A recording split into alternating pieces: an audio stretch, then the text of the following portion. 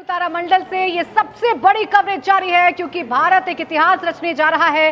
भारत महज 30 घंटे दूर, महज 25 किलोमीटर दूर चंद्रमा से, चंद्रमा के साउथ पोल पर चंद्रयान 3 की सेफ लैंडिंग हो, इसके लिए पूरा देश दुआएं कर रहा है। हमारे साइंटिस्ट पूरी तरीके से तैयार हैं। चंद्रमा पर जब चंद्रयान उतरेगा तो क्या होगा, चंद्रमा पर चंद्रयान भेजने के पीछे का मकसद क्या है, चंद्रमा से क्या चीजें हासिल होंगी, पूरी दुनिया की नजरें चंद्रमा पर क्यों हैं।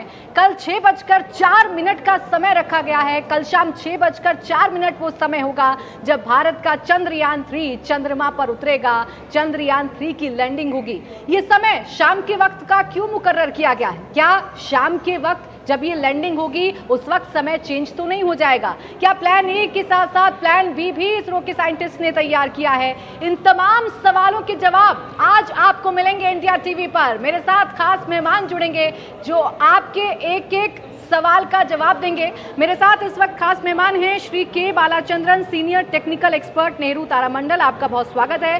रिंटूनाथ भी हमारे साथ हैं, साइंटिस्ट, और मनीष पुरोहित, फॉर्मर इसरो साइंटिस्ट, हमारे साथ हैं। आप तीनों का बहुत बहुत स्वागत है। तो आपके मन में जितने भी सवाल चंद्रयान 3 को लेकर उठ रहे हैं, उन तमाम सवालों के जवाब आज इंडिया टीवी पर आपको मिलेंगे। लेकिन उससे पहले आइए आपको बता देते हैं कि चंद्रयान 3 का इंतजार कैसे पूरी दुनिया कर रही है। चंद्रयान 3 को लेकर क्या वो बड़े सवाल हैं जो आपके, मेरे, पूरी दुनिया के जहन में हैं। सबसे बड़ा सवाल यही है कि चंद्रयान 3 की लैंडिंग का काउंटडाउन शुरू हो गया है। 6:04 पर ये लैंडिंग होगी। क्या ये समय बदला तो नहीं जाएगा? अभी लैंडर विक्रम के सभी हिस्से ठीक से काम कर रहे हैं, इसरो की तरफ से जानकारी साझा की गई है। लैंडर विक्रम 30 किलोमीटर की दूरी पर लैंड करेगा। 30 किलोमीटर की जो दूरी है वो अभी बताई जा रही है और ये दूरी धीरे धीरे करके कम होगी। इसकी पूरी एक प्रक्रिया है।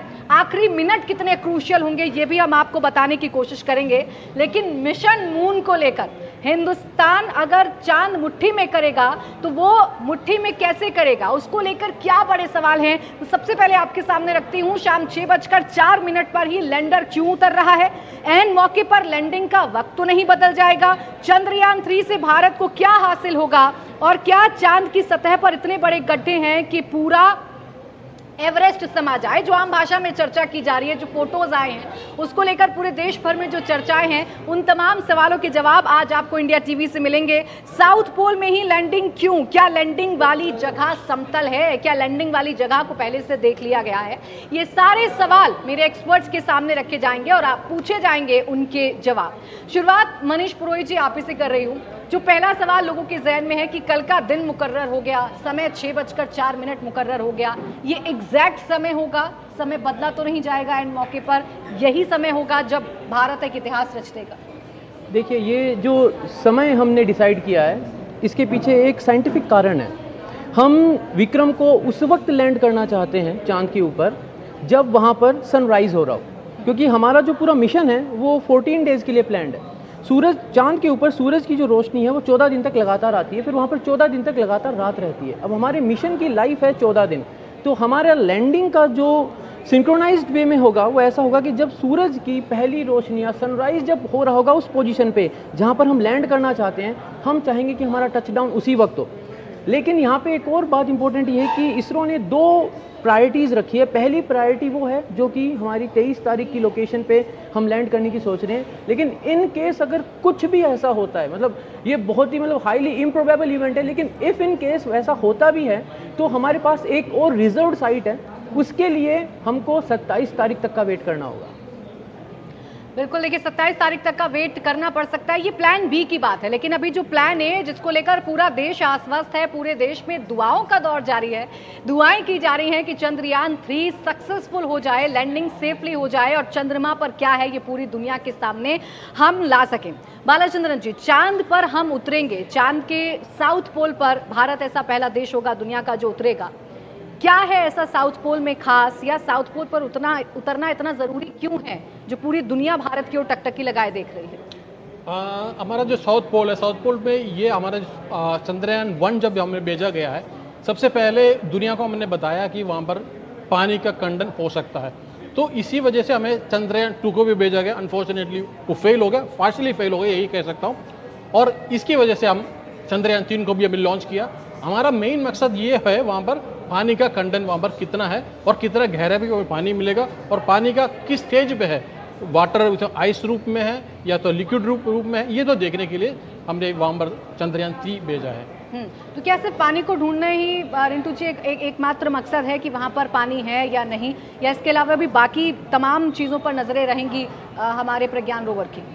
इसमें जो साइंटिफिक इंस्ट्रूमेंट्स लगे हैं, इसमें 6 इंस्ट्रूमेंट्स है, 4 विक्रम पे है जैसे मैंने बोला और 2 प्रज्ञान रोवर पे है।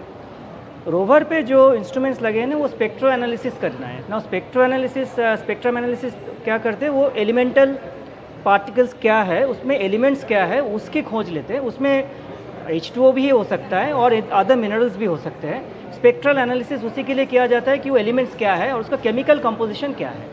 तो स्पेक्ट्रोमीटर है, स्पेक्ट्रल एनालिसिस दोनों है उसमें है। जबकि विक्रम के पास जो 4 है वो डिफरेंट पर्पस के लिए है। वो सिस्मिक, जैसे कि मैंने बोला, सिस्मिक एक्टिविटीज़, मतलब वो तो मतलब मून को एक आता है नहीं, कब आता है, कितनी फ्रिक्वेंसी में आते हैं। उसके बाद प्लाज्मा डेंसिटी, थर्मल कंडक्टिविटी, ये सारे टेस्ट इसमें 4 होंगे। तो टोटल 6 इक्विपमेंट्स हैं। 14 दिन तक, जैसे कि सर ने बताया कि 1 lunar day is 14 days earth days. So वो 14 दिन तक ये साइंटिफिक एक्सपेरिमेंट्स करते रहेंगे। 14 दिन के बाद जो ल्यूनर नाइट आए उसमें टेम्परेचर इतने कम हो जाएंगे, -150 डिग्री सेल्सियस और सो। उसके बाद प्रोबेबिलिटी ये है कि इंस्ट्रूमेंट्स और नहीं काम करें, बट उसके बाद हो सकता है कि फिर से लूनर डे आ जाए एंड ये जितनी बैटरी लाइफ रह गई उसके फिर से अनदर 14 दिन का लाइफ फिर मिलेगा, but that will be bonus. Otherwise 14 दिन के लिए मिशन लाइफ इज़ 14 डेज। ये जो 14 दिन का बार बार जिक्र किया जा रहा है और एक खास समय 6:04 रखा गया है जो कल लैंडिंग का समय रखा गया, और जैसा मनीष आपने भी बताया कि सूरज की पहली किरण जब पड़े तभी लैंडिंग हो, ये कोशिश की जा रही है। ये 14 दिन जो रहेंगे, क्या क्या होगा इस 14 दिन में? 14 दिन तक क्या ये जो हमारा रोवर है ये काम करता रहेगा चंद्रमा की सतह पर? देखिए, क्योंकि हमारे पास अब बात है, हमारे पास सिर्फ 14 दिन है, तो उन 14 दिनों तक इन दोनों को ये जितना काम कर सकते हैं वो सारा काम करना होगा। जो भी इनके साइंटिफिक प्लान्स हैं, जो भी इनके ऑब्जेक्टिव्स सेट करे गए हैं, साइंटिफिक ऑब्जेक्टिव्स, वो सारे साइंटिफिक ऑब्जेक्टिव्स इनको उन 14 डेज़ में ही पूरे करने हैं। क्योंकि एक बार वहाँ पर जब रात सेट इन हो गई तो टेम्परेचर बहुत ज़्यादा गिर जाएगा। तो एक तरीके से आप ये मान लीजिए वहाँ पर इतनी सीवियर ठंड हो जाती है चांद पर जब रात होती है कि जो इलेक्ट्रॉनिक्स है उसका वापस जागना थोड़ा मुश्किल हो जाता है। अगर इस पर अपन बात करें, एक और पहलू मैं ऐड करना चाहूँगा, लूना 25 वो तो अनफॉर्चुनेट इवेंट हुआ कि लूना 25 जो है क्रैश लैंड कर गया, लेकिन लूना 25 की जो ड्यूरेशन थी वो 1 साल थी। तो यहाँ पर हम थोड़ा सा ये भी कंपेयर करें कि हम 14 डेज़ का ही मिशन इसलिए प्लान करें क्योंकि हमने हमारे इन जो लैंडर है, जो हमारा रोवर है, इनके अंदर हमने हीटिंग यूनिट नहीं यूज़ करी है, लेकिन लूना 25 के अंदर रोस्कोसमोस ने एक radio active heating unit use करी थी, जिससे वो ये कह रहे थे कि जब 14 दिन तक सूरज की रोशनी गिरेगी तब तो वो सारा काम करेंगे, जब वहाँ पर रात होगी और ठंड काफ़ी ज़्यादा हो जाएगी तो वो हीटिंग यूनिट इनको गर्म रखेगी। हमारे पास अभी वो फैसिलिटी नहीं है। तो मैं तो इधर ये कह रहा हूँ कि बहुत कम समय हमारे पास, सिर्फ 14 डेज़ है, तो उन 14 डेज में इनको अपने सारे जितने भी ऑब्जेक्टिव्स हैं सारे फुलफिल करने हैं। 14 डेज अर्थ के हिसाब से हैं। जब यहाँ पर लोग कल्पना करते हैं चांद की और वहाँ पर जिंदगी की कल्पना अब लोग करने लगे हैं कि क्या इंसानी बस्ती भी वहाँ बसेंगी, तो जो ये रात दिन का फासला है जो हम 14 डेज बार बार बता रहे हैं मनीष, ये कितना फासला होता है, क्या अंतर होता है चांद के दिन और रात का और अर्थ के? देखिए, चांद के ऊपर जैसे यहाँ पर जो अपना ये विक्रम लैंडर है ना, विक्रम लैंडर के जो सोलर पैनल लगे हुए ना वो साइड्स में लगे हुए हैं। ये सोलर पैनल है जो अपना प्रज्ञान रोवर है। आप एक चीज़ देखिए, सोलर पैनल जो है वो वर्टिकल पोजीशन में है, मतलब ये जिस लोकेशन पे लैंड करने वाले हैं ना चांद के ऊपर, वहाँ पर जो सूरज है वो यूँ चलेगा, वो ऊपर से नहीं चलेगा। जैसे धरती पे सूरज अपने ऊपर से आता है, यहाँ पर सूरज इनको इधर से उगता हुआ दिखेगा और यूँ जाएगा, तो इसीलिए वर्टिकल पोजीशन में इनके सोलर पैनल्स लगे हुए हैं। अब ये जो ड्यूरेशन है ये 14 डेज है, अर्थ के 14 डेज है जो ये पूरी ट्रेजेक्ट्री सूरज की होने वाली है। ऐसे जाएगा बगल से जाने वाला है। ठीक है, इसीलिए ये जो सोलर पैनल है वो ऐसे, अमूमन भारत में हम देखते हैं कि वो ऐसे लगाते, तो हाँ ऐसे, क्योंकि हमें पता है सूरज ऊपर से निकलने वाला है। ठीक है, तो देखिए इस वजह से ये खास इसका डिज़ाइन जो है वो तैयार है। सोलर पैनल कैसे लगाए गए हैं वो भी ये बता रहे हैं कि कैसे वहाँ पर सन की स्थिति है, कैसे इनको ऊर्जा मिलेगी और हमारा जो प्रज्ञान रोवर है वो वहाँ पर जाकर क्या काम करेगा। इन तमाम सवालों के जवाब आज आपको मिलने जा रहे हैं। तो देखिए, बहुत सारे सवाल हैं चंद्रयान 3 को लेकर, बहुत सारे जिज्ञासा हैं लोगों के अंदर कि चंद्रयान 3 जब लैंड करेगा तो साइंटिफिक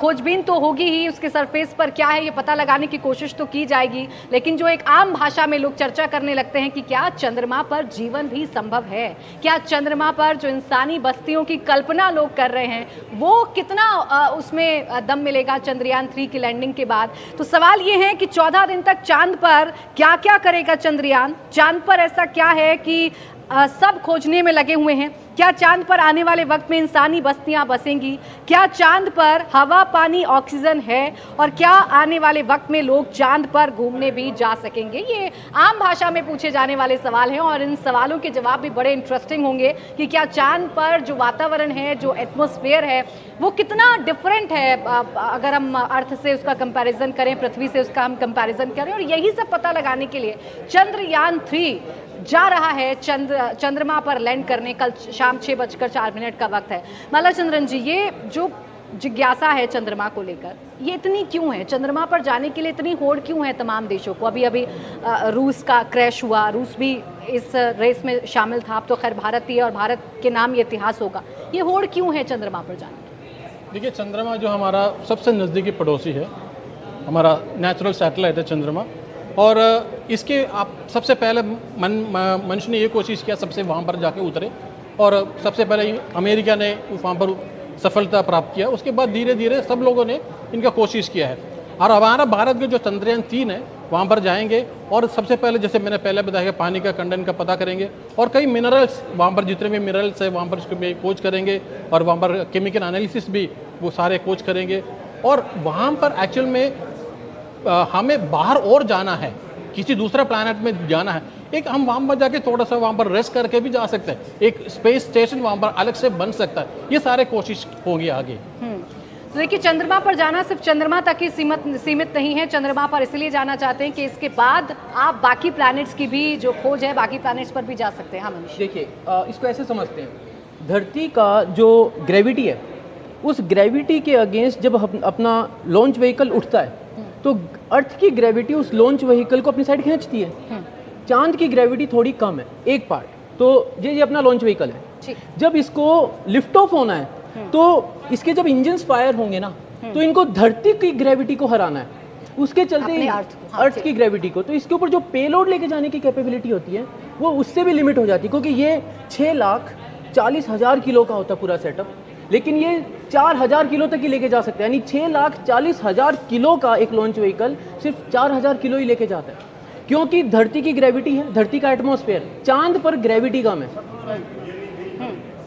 चांद पर ग्रेविटी कम है और चांद पर एटमॉस्फेयर नहीं है, तो एयर ड्रैग वाली बात ही नहीं है। तो अगर हम चांद से इंटरप्लैनेटरी मिशन की बात करते हैं तो वो हमारे लिए ज़्यादा फायदेमंद है। इसके लिए हम मतलब प्लान क्या है ना, देखिए ये ग्लोबल स्केल पे काम होता है। ये ऐसा नहीं है सिर्फ इसरो करेगा, सिर्फ नासा करेगा, ग्लोबल स्केल पे काम हो रहा है, जिसके अंदर ये प्लानिंग है कि चांद के चारों तरफ, जैसे इंटरनेशनल स्पेस स्टेशन है वैसे एक मून स्टेशन बनेगा, चांद के चारों तरफ वो घूमता रहेगा, उसमें एस्ट्रोनॉट्स रहेंगे। अगर उन्हें आगे की जर्नी करनी है, आप चांद पे जाइए, लिफ्ट ऑफ होगा, एक बेस कैंप बना हुआ है, इंटरप्लैनेटरी मिशन हुए, आप मंगल पे पहुंच गए, कोई रिसर्च वगैरह हुई, आप वापस आ गए। ये सारा काम अगर हम धरती से करते हैं तो वो थोड़ा टेक्नोलॉजी इंटेंसिव ज़्यादा है। वहाँ पर हमारे पास ग्रेविटी को हराने की और अर्थ के एटमॉस्फेयर को हराने की ये दो बड़ी दिक्कत आती है। इन सब के बीच रिंटू जी, साउथ पोल ही इतना ज़रूरी क्यों है? क्योंकि वहाँ पानी है, पॉसिबिलिटी है कि वहाँ पानी हो। अब वहाँ पर पॉसिबिलिटी है पानी की, अब देखिए दो पॉसिबिलिटी कि वहाँ पर पानी जो है वो मिट्टी में हो सकता है, और ये भी पॉसिबिलिटी है कि वहाँ पर पानी जो है वो सतह के नीचे अथाह भंडार भी हो सकते हैं बर्फ़ की तरीके से, उसको परमाफ्रोस्ट कहते हैं। तो ये चीज़ अभी एक्सप्लोर होनी बाकी है, मतलब एक हिंट मिला है हमें कि वहाँ पर पानी हो सकता है। कंफर्म आगे के जो एक्सप्लोरेशन है वो करेंगे। अब हमें अगर पानी मिलता है तो देखिए, अगर मैं एक बेस कैंप लगाना चाहता हूँ, मैं वहाँ पे इंसान भेजना चाहता हूँ और मुझे पानी मिल गया, तो मुझे एक तो पानी मिल गया, सबसे वाइटल रिसोर्स मिल गया। दूसरा पार्टी है, मैं पानी को तोड़कर ऑक्सीजन निकाल सकता हूँ। तो जो बेसिक चीज़ें मुझे चाहिए वहाँ पर सस्टेन करने के लिए और वहाँ से लॉन्च होने के लिए, मेरे को दोनों मिल जाएंगे। यही सबसे बड़ी वजह है साउथ पोल इतना attraction of centre of attraction है। लैंडिंग साइट जो है बहुत सोचने के बाद डिसाइड किया गया। ये साउथ पोल में नहीं है एग्जैक्टली, जैसे कि मैंने पहले बताया कि ये सोच लीजिए इक्वेटर है, ये पोल है, साउथ पोल है, तो करीब यहाँ पे 79 डिग्री, 90 में जाएंगे तो पोल पहुंचेंगे, यहाँ से 17, ये इक्वेटर है मून की, तो आप यहाँ पे लैंड कर रहे हो। उसका रीज़न जो है, एक तो उसके जो टेरेन जो है, कुछ टेरेन आपको प्लेन चाहिए जहाँ पे रोवर मूव कर सकते हैं, क्योंकि चाँद पे इतनी ज़्यादा क्रेटर्स होते हैं और बोल्डर्स भी हो सकते हैं, तो रोवर को चलना मुश्किल हो जाएगा। तो वो एक साइट सिलेक्शन किया गया, नंबर 1। नंबर 2, जो चंद्रयान 1 जो प्रोब भेजे थे, ये जो प्रोब क्रैश करने के बाद जो उसकी जो सैंपल भेजे, उससे डेटा सजेस्ट करते कि possibility of water, liquid form में नहीं भी हो सकते, it can be ice form. तो साउथ पोल के नियरेस्ट वो जगह जो है, वो जो है ना डार्क स्टेज है, मतलब वो सन से थोड़ा अर्थ से दूसरी साइड पे है, उसमें हमेशा के लिए सारे एक्सपेरिमेंट्स कम हुए हैं, पहले से भी उसकी टेरेन के बारे में जानकारी कम है, तो वो और एक रीज़न है जो कि हम जानना चाहते थे। अच्छा, तो और इसकी जो मिशन ऑब्जेक्टिव में जो से साइंटिफिक एक्सपेरिमेंट्स जो करना है, ये साइंटिफिक एक्सपेरिमेंट्स के लिए जो सिस्मिक एक्टिविटी जो है, जो लूनर क्वेक की बात कर रहे हैं, वो भी साउथ पोल की रीजन में उसको मेजरमेंट्स करना ज़रूरी है, क्योंकि आगे जाके उसके ऊपर एक्ट करना है। आप यहाँ से बता सकते हैं साउथ पोल वाली बात जो बता रहे थे ना, कि एग्जैक्टली साउथ पोल पे नहीं जा रहे हैं, उससे थोड़ा सा ये इसमें एक्चुअली पोल नहीं दिख रहा है, मतलब इफ दिस इज द पोल, ये अगर पोल है हम बोलते हैं, मान के चलिए, ये एग्जैक्टली वैसा नहीं दिखाया गया, ठीक, ये जो है इक्वेटर है, तो we are landing somewhere here, तो 90 डिग्री में पोल होता है, आप यहाँ से 79 डिग्री में हो, यहाँ पे लैंड हो रहा है, इस जगह पे लैंड हो रहा है। दूसरी बात एक और है, जैसे जो सर बता रहे थे, जो लूनर क्वेक की बात कर रहे थे, तो 1977 तक तो चांद के ऊपर अपोलो मिशन के थ्रू काफ़ी सिस्मोमीटर लगे हुए थे, लेकिन 1977 के बाद से चांद के सतह के ऊपर जो क्वेक्स आते हैं ना, उसका हमारे पास डेटा नहीं, पहली बात। दूसरा, हमारे पास साउथ पोल के रीजन के लिए भी परफेक्ट डेटा नहीं। आप इसको ऐसे समझिए ना, मुझे इक्वेटर, धरती के ऊपर इक्वेटर के बारे में तो बहुत कुछ पता है, लेकिन जो हमारे आर्कटिक सर्कल है उसके बारे में भी तो पता चलना चाहिए ना, क्योंकि कंप्लीट एक बड़े ढांचे को हम समझे तो वो भी एक कारण है कि साउथ पोल पे जाकर हमारा जो इल्सा जो पेलोड है वो उन लूनर क्वेक्स के बारे में पढ़ेगा, क्योंकि ये भी स्पेकुलेशन है कि जो कारण धरती पर है भूकंप के, शायद वो कारण चांद पर जो क्वेक्स आते हैं वो न हो। लेकिन तमाम सवालों के जवाब मिलेंगे जब हमारा जो विक्रम लैंडर है वो लैंड करेगा और जो प्रज्ञान रोवर है वो निकलेगा इससे बाहर, और फिर वहाँ पर साइंटिफिक तरीके से जांच पड़ताल की जाएगी। आप आम भाषा में इसको ऐसे समझ लीजिए, उसके सरफेस को देखा जाएगा और उसके जरिए तमाम सवालों के जवाब मिलेंगे कि क्या चंद्रमा पर जिंदगी भी संभव है। इंडिया टीवी हर वक्त हर जगह डाउनलोड करने के लिए सर्च करें India TV news Google play store या ऐप स्टोर पर।